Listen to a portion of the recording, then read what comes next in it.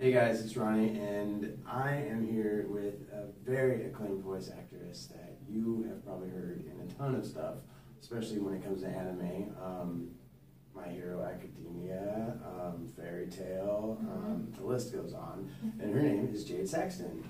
Hi. How are you doing? I'm great. So happy to be in Portland. I'm loving it here. It's awesome. It is. It's nice. It's actually nice today compared to yesterday when we had a lot of rain. Yeah. It's beautiful fall weather here. I'm loving it. It is. So other than the con, how are you enjoying things other than, I'm sorry.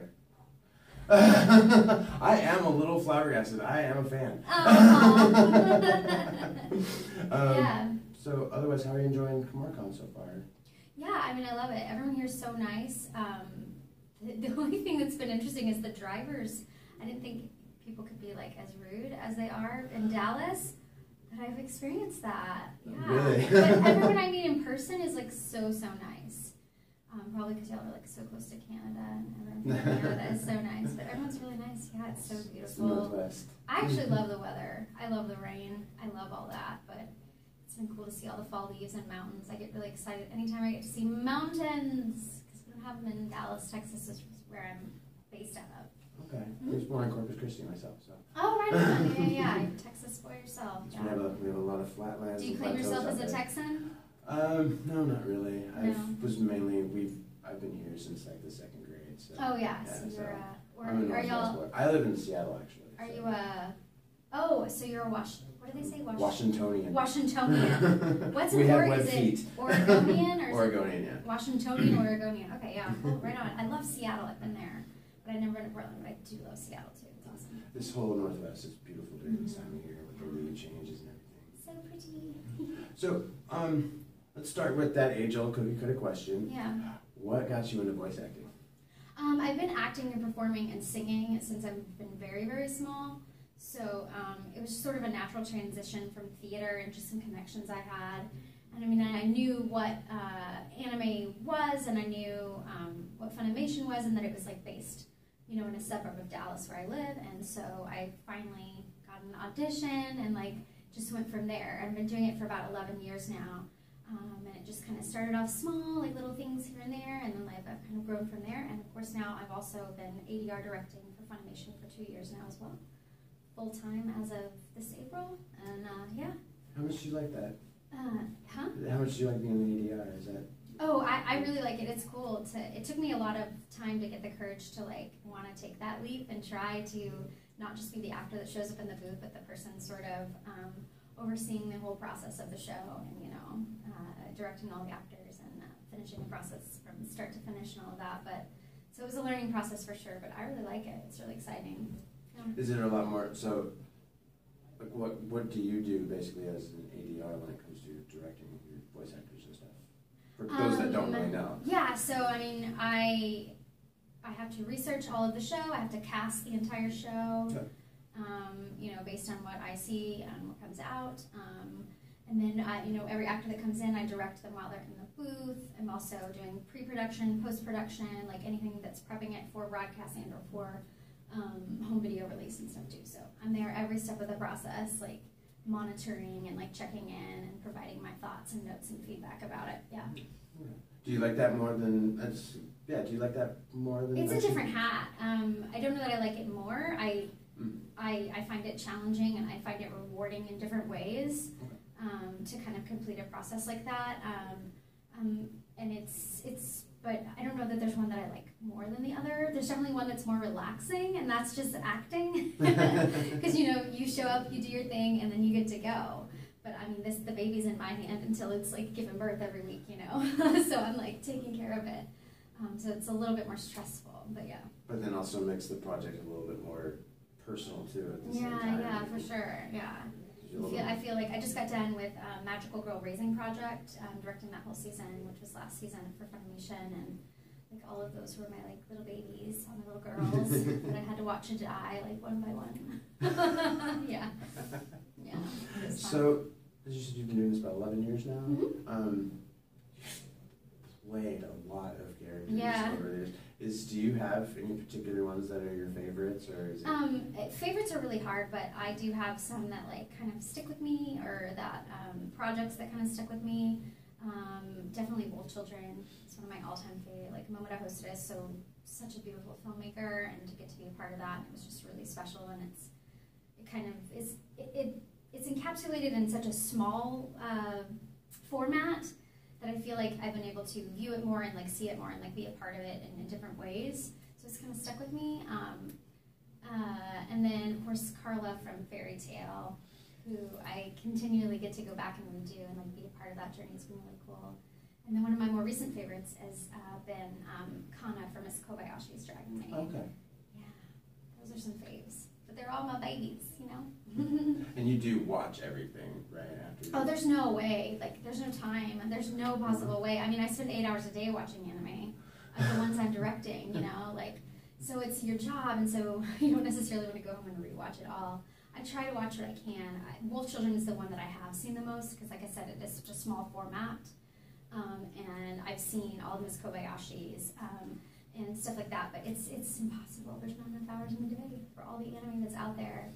Yeah. So I'm always curious, because you have played so many characters. Is there a character out there that you haven't played that you really want to play, or maybe an actual type of character that you're like, I want to get my hands on that? Or You know, I'm always up for any sort of like creature or animal thing. Like I don't know, those are so fun because there's no, I don't know, not that there's necessarily limitations on any of like the human people, but like it just seems like you can really get creative and sink your teeth into that. And of course I would love to be involved in any sort of kind of original project as well that like would come maybe from stateside and be built from the ground up on our end. It would be really cool to be involved in a project like that.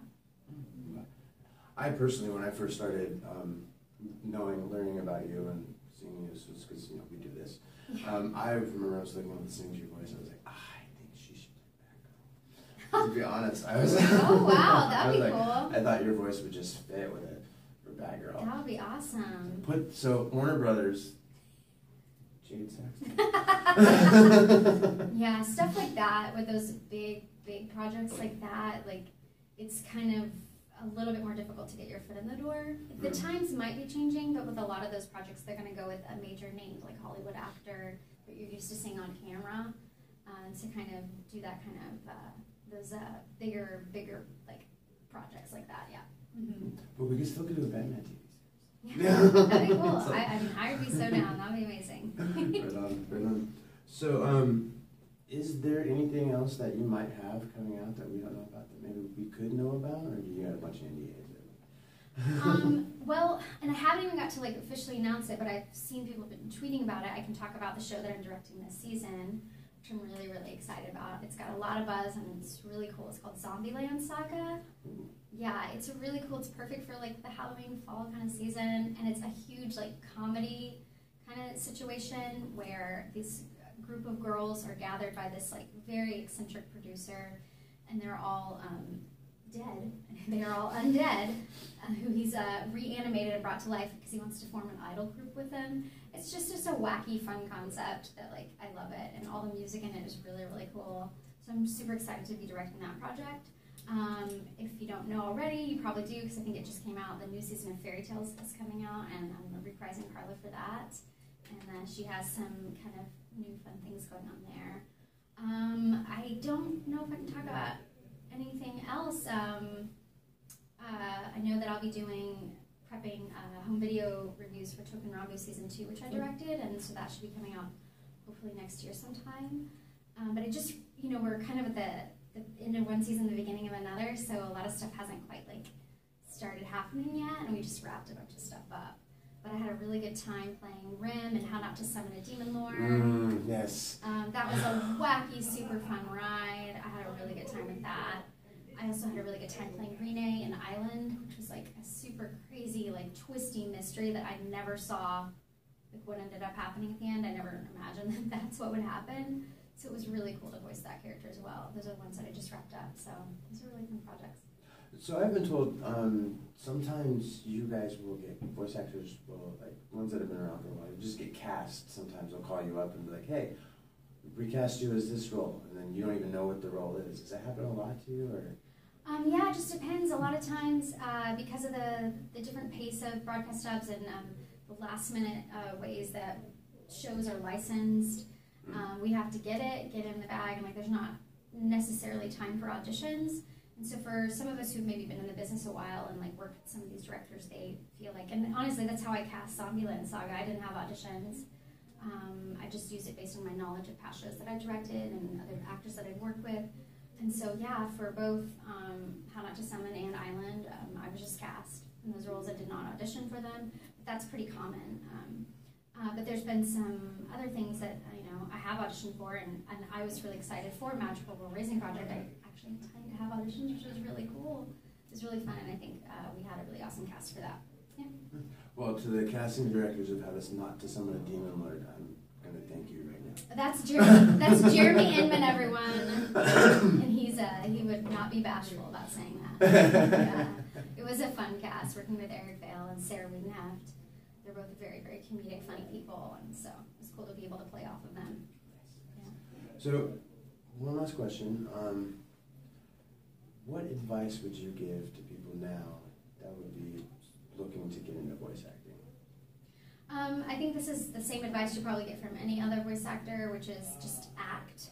Make it just be about acting, not necessarily like narrow it down to voice acting just yet.